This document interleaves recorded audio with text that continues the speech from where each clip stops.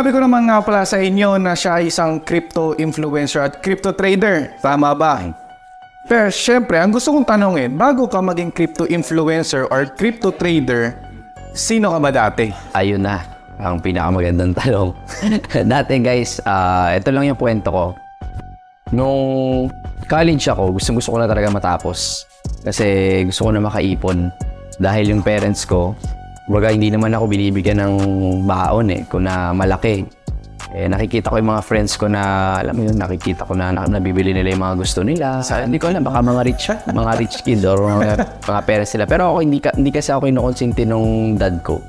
Hindi niya ako binibigyan ng baon. Ang sabi lang niya sa akin, pag-graduate mo, bahala ka na. Gawin mo yung gusto mo. So parang yun yung tumatak sa akin. Gusto ko na makagraduate agad para magawa ko na yung gusto ko. Kasi lagi nga ako napipigilan nung... Ano bang work ng family mo? Poultry sa Bounty Fresh Nag-susupply kami ng cheese. Yun. Okay. So, nag-aalaga ng mga 45 days. Hindi naka-business ng dad ko. Pero again, kahit piso, wala naman ako doon. So sabi niya, gawin mo na yung gusto mo pag-graduate. So hindi na ako nag-shift ng kung ano-ano pang courses. Sa ang goal ko lang makatapos. Yes. Tapos nag-apply na ako ng trabaho agad. So natanggap ako sa ABS-CBN. Then, tapos nag-GMA Net. Anong ginawa mo sa ABS-CBN? Sa finance. So both lang, sa ABS at sa GMA, ako yung nagko-compute ng mga talent fee. So graduate ka? Graduate ako ng business Administration. accounting. Major in? Management accounting. Management accounting. So for short, accountant ka? Hindi. Hindi. Management accounting. Management accounting. So, ano lang siya, parang siguro alalay. Okay. Alalay na. Tinaganda lang yung pangalan. Okay. So, yun lang. Lagi ako inuutusan ng mga boss ko. Hindi ko feel na ganun. Parang hindi ako para dito. Na 8 to 5 akong nasa desk. Hindi ko naman sasabi na hindi maganda yun. Pero ako lang sa sarili ko, hindi ko siya feel. Hindi ko siya feel. So, naghanap ako ng mga other source of income na makakadagdag. Ilang taon ka na nung nag-ano? Maalala yun, 21 yata. Okay. Sa way back 2011 yata.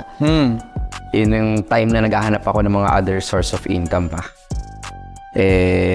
Kasi nga kulang na kulang din yung sweldo ko. Tapos mag-Starbucks pa kami ng mga ka-office mate ko. Wala talaga maipon bro Wala na. Talaga, gimmick kay Rocco, Sabado Linggo, gigimik ka pa. Wala talaga maipon.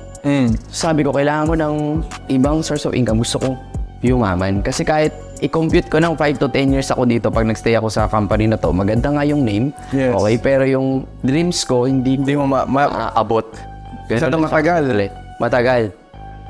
So, ang ginawa ko naman, nag-try ako nung may nag-text sa akin na yayaman daw ako dito, pumunta lang daw ako sa office, attend daw ako ng seminar. Alam ko yan. Alam ko yan. Mga ganun-ganun. So, Networking. networking. Okay. So, anong nangyari sa akin, pagka attend ko, nakita ko yung plan nila. Sabi ko, dito yata ako yayaman na. Pag uwi ko sa bahay, hindi ako makatulog. Kasi sabi dun sa seminar, dito tayo yaman, milyon-milyon yung kinikita. Sabi ko, hindi ko makikita to dito sa company ko ngayon. Ginawa ko, nag-resign ako. Agad? Agad-agad. Nang wala ka pang kinikita sa networking? Siguro mga 2 weeks akong nag-try mag-invite ng office mates ko, pero wala kasing sumasali. Ba't ka nag-resign? Ano yung source of income mo? Wala bro, kailangan talaga. Baliw talaga ako Kaya naniniwala ako. Ang iniisip ko na lang, hindi nila nakita yung nakita ko. Ako kasi yung nakakita nung pinakita doon sa seminar Sabi nila yayaman. So, ang sabi sa akin ng mentor ko doon, hindi ka talaga makaka-invite dyan kasi wala kang training, hindi ka nagte-training. Hindi naman ako pwedeng maka-attend ng training dahil yung training nila, oras ng trabaho ko. So, ginawa ko, nag-resign muna ako. Anyway, pwede naman akong bumalik doon anytime. Yes, So, tama. ang ginawa ko, nag-training muna ako. Hanggang doon ako nagkaroon ng idea. No, na-train ako paano kumausap ng tao, right mindset as a businessman. And then, yun nga, syempre, yung Paano mag-sales ko? character ko din. So, siguro doon na-build.